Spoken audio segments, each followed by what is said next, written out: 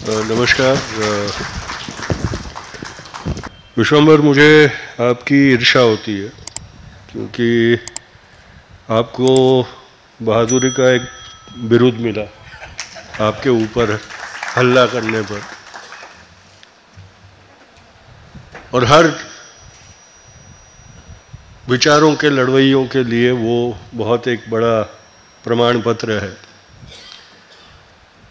बापू की हत्या के बाद जब उनका शव बिरला मंदिर में ले जाया गया तो अपनी परंपरा के मुताबिक नहलाने के बाद जब उनका पार्थिव शरीर दर्शनों के लिए रखा गया तो सफ़ेद खादी की चद्दर से गले तक उसे ढक दिया गया था।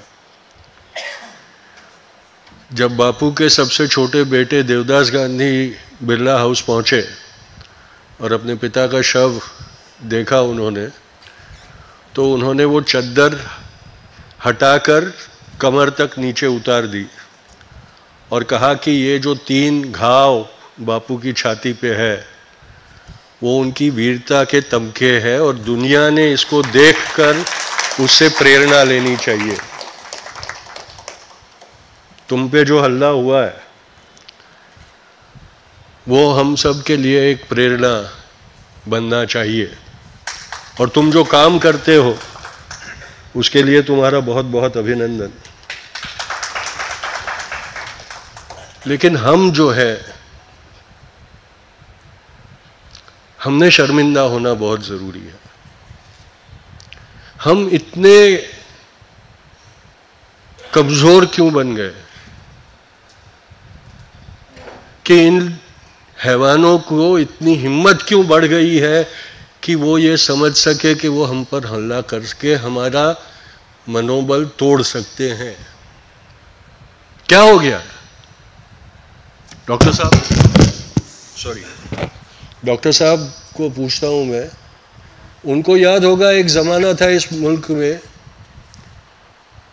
जब गांधी टोपी वाला उठ के खड़ा होता था तो पीली चड्डी वाला डर के भाग जाता था। उसकी हिम्मत नहीं होती थी गांधी टोपी वाले के सामने खड़े रहने की, और वो सिर्फ इसलिए नहीं कि गांधी टोपी वाले के टोपी के नीचे दिमाग था, और उसकी पीली चड्डी का रंग क्यों पीला था वो हमें पता नहीं चलता था।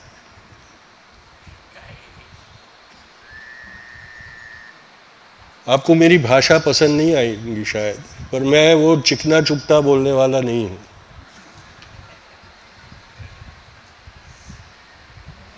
ये क्या हुआ कि इतनी हिम्मत उनकी बढ़ गई है? क्यों बढ़ गई है ये? क्योंकि ये उनकी परंपरा है। वो पहले डराते हैं, धमकाते हैं, फिर ऐसे हल्ले करते हैं और फिर गोली चलाते हैं। ये याद रहे, ये हत्यारी विचारधारा है। वो हत्या करती रहती है और करते रहेंगे। हम तालियां बजा के खुश रहेंगे क्योंकि वही हम कर रहे हैं आजकल।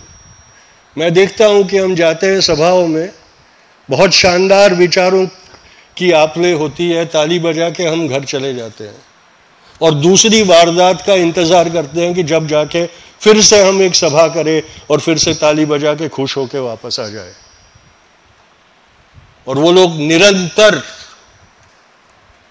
अपना आक्रमण तीव्र करते जाते हैं। इतनी हिम्मत क्यों बढ़ने दी है हमने उनकी? क्योंकि हमने गांधीवाद का अर्थ एक गाल पे तमाचा मारा तो दूसरा गाल आगे धरने का ही समझ लिया है। कितने गाल आगे करते रहेंगे हम लोग? क्यों वो हाथ उठने से पहले कांपते नहीं हैं? ऐसा क्या हो गया है? कुछ लोग कहेंगे कि ये गांधी का परपोता गांधी को समझता नहीं है, ऐसी बातें करता है। लेकिन गांधी के वक्त में भी, गांधी की प्रार्थना सभाओं में जब हमले होना शुरू हुए थे तो गांधी के अहिंसक सिपाहियों की फौज वहां हिफाजत के लिए खड़ी होती थी। पंचगिनी का ही उदाहरण मैं देना चाहता हूं आपको। पंचगिनी में जब गोडसे और आप्टे ने बापू की प्रार्थना सभा पे हमला किया था, जब गोडसे के वो सभा में बापू की तरफ एक खंजर उठा के जाते हुए देखकर सतारा के भिलारे गुरुजी ने उसको पकड़कर उसके हाथ से हथियार छीन लिया था, वो इसलिए हुआ था कि उन प्रार्थना सभाओं में भी अहिंसक सिपाही कवच बन के खड़े रहते थे। वहां किसी की मजाल नहीं होती थी कि वो उस कवच को भेद कर आगे जा सके। ऐसा क्या हो गया कि हमारे वो ऐसे सिपाही अब रहे नहीं? ये विचार हमने करना पड़ेगा, क्योंकि ये युद्ध और तीव्र होने वाला है। आने वाले दिनों में ये युद्ध और तीव्र होता जाएगा। और महाराष्ट्र में उदाहरण देने की गरज नहीं है। दाभोलकर, पानसरे, इनकी हत्याओं का हमारे पास प्रमाण है। जब उनके विचारों का विरोध नहीं कर सके तो उन्होंने जो उनका शस्त्र है वो ही उठाया था, और तब भी हम कवच बन के खड़े नहीं हुए थे, इसलिए वो हुआ है। क्या हम उनकी हत्याओं का सिलसिला ऐसे ही चुपचाप बैठ के देखते रहेंगे?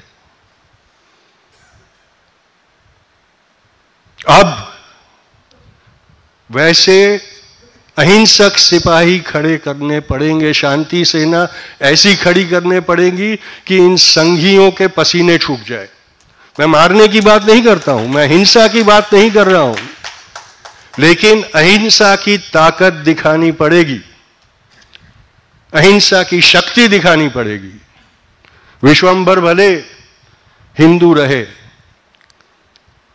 मुझे शर्म आती है आज अपने आप को हिंदू कहने की, और मैं आजकल अपने आप को नास्तिक कहना शुरू कर दिया है, क्योंकि ये वक्त आ गया है कि इस मुल्क के संविधान में बदलाव करके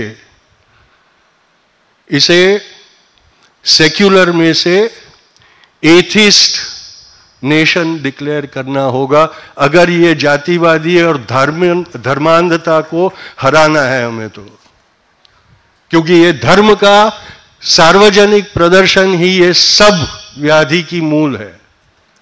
इस रोग का मूल धर्म है, और जब तक ये धर्म सार्वजनिक जीवन में से हटा नहीं दिया जाएगा तब तक हमें ये सहना ही पड़ेगा।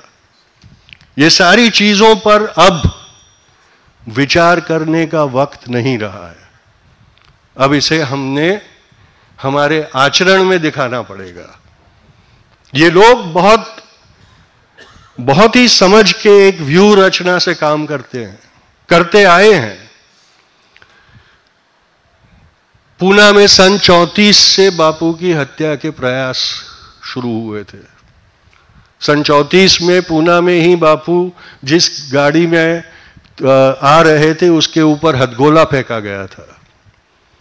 उसके बाद पंचगिनी में उनके ऊपर हमला पूना के ही लोगों ने किया। वर्धा में जो हमला हुआ उसमें भी पूना के लोग थे। पूना से जाते वक्त ही उनकी गाड़ी को डिरेल किया गया था, और 20 जनवरी 1948 और 30 जनवरी 1948 को पूना के ही लोगों ने फिर से प्रयत्न भी किया और कामयाब भी हुए। वो श्रृंखला समझना बहुत जरूरी है।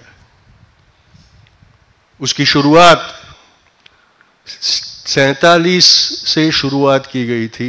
बापू की प्रार्थना सभाओं में जैसे ही कुरान की प्रार्थना गाई जाती तो पहले सिर्फ शाब्दिक विरोध दर्शाया जाता, उसके बाद उसका स्वरूप उग्र होता गया, और एक ऐसा वक्त आया जब गोडसे और आप्टे दिल्ली में बापू की प्रार्थना सभा में बापू के ऊपर हमला किया था, तब भी जो बापू के शांति सेनानी थे उन्होंने बापू और उनके बीच कवच बन के बापू की रक्षा की थी। अगर बापू उसे कबूल कर सकते थे तो हम क्यों नहीं कर रहे हैं आज? क्यों हमारी वो सेना निष्क्रिय हो गई है? क्यों हमारी वो सेना निकम्मी हो गई है? क्यों इन डरपोकों की हिम्मत इतनी बढ़ गई है कि वो हमारे सामने आंखें उठाकर भी देख सके? 24 दूर नहीं है और 24 हार गए हैं हम लोग। 29 पे लक्ष्य रखना पड़ेगा और तब तक ये लड़ाई लड़ते रहना होगा विश्वंभर। और तब तक विश्वंभर जैसे सिपाहियों को ये आश्वासन मिलना होना चाहिए कि उनके और हमलावरों के बीच में एक दीवार खड़ी रहेगी, वरना ऐसी सभाओं करने का कोई मतलब नहीं है। हमारी तलवारों को धार करने का वक्त आ गया है और मैं वो हथियार वाली तलवार की बात नहीं करता, हमारी विचारों की ताकत की तलवार को धार करने का वक्त आ गया है। मीठी जुबान में बात करके ये हैवान समझेंगे नहीं।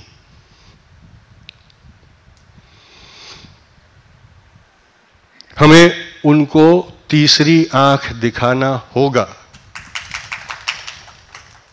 और अगर ये बात करनी है तो ही ये लड़ाई हम जीत सकेंगे। ये भी ध्यान में रहे, अहिंसा की चिकनी चुपटी बातें करके ये लड़ाई हम नहीं जीत सकते। विचारों की हिंसा अब हमें करनी पड़ेगी। उनको ये खौफ आना होगा कि अगर हमसे टकराएंगे तो चूर चूर हो जाएंगे। अब ताली नहीं चलेगी, अब हमारी ताकत की गूंज उठने की जरूरत है, वरना ये सारी चीजें, ये लड़ाई हम हार चुके हैं, ये याद रखिए आप। ये हत्याओं का सिलसिला चलता रहता है और हम चुपचाप शांति सभा और निषेध सभा करते रहते हैं। वो भी जानते हैं कि ये करके घर चले जाएंगे और ये कुछ नहीं होगा। अब लड़ाई लड़नी है, जंग लड़नी है।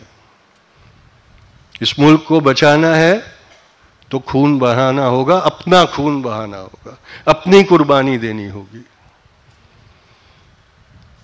पर अपने योद्धाओं को भी संभालना होगा। अपने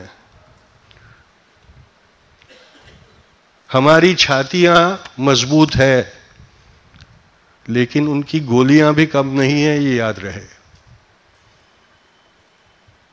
विचार कीजिए और कुछ निश्चय कीजिए कि अब नहीं चलेगा ये सब।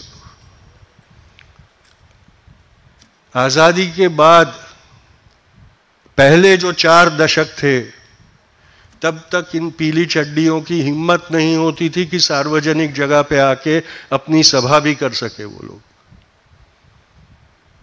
आज हमारी सभाओं में उद्ध्वस्त करने की ताकत किसने दी उनको? हमने ही दी है, क्योंकि हम कमजोर हुए, हमारी कट्टरता कम हुई है। हमने अपनी कट्टरता को वापस जागरूक करना पड़ेगा, हमारे निश्चय और हमारी निर्भयता को वापस जागरूक करना पड़ेगा और हमारी निर्भयता से उनके दिलों में खौफ पैदा करना होगा, वरना ये जंग तो हम हार चुके हैं।